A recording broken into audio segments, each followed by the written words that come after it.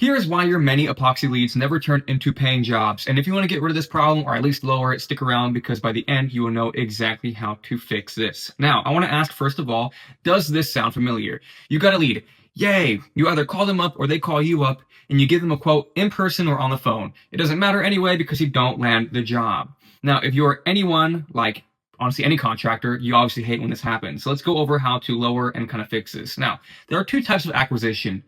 You can either do ads or referral and word of mouth. Now, let's say the ads are bringing in trash leads. We can do a pipeline checklist. So how is your pricing? Is it competitive? Is it normal? How much are you charging per square footage?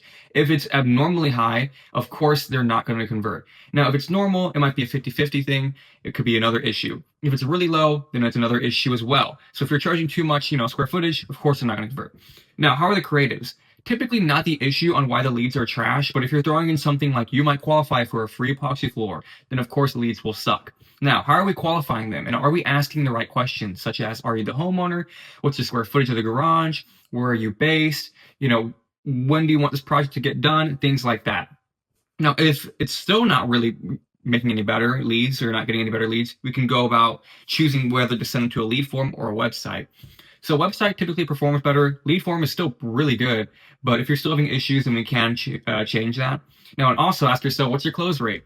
A lot of people here want to lie. So if their close rate's like 70 to 90%, it's going to give you a newsflash. It's most likely fucking not. Okay, everyone wants to say it is, but it's not. It's probably about 20 to 40%. 40% is pretty high. Now, also up the budget. Now, I know it's a little bit like a weird paradox where you're not, maybe you're getting in shit leads, but you want to up the budget. But if you're doing all this and you fixed all this and you're still not getting the best leads in the world, it could be because you just need to play the volume game and you're honestly being dramatic. Sorry to say it, but it's true.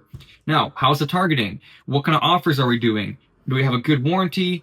Do we have, 20%, 10% off? What are the offers looking like? These will help people convert a lot better.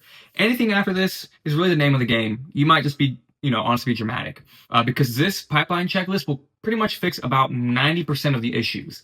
Now let's go over referral and word of mouth. If the leads are garbage there, again, pipeline checklist. How is the pricing? What's your close rate? And what are your offers? And that's about it. You can't do much here.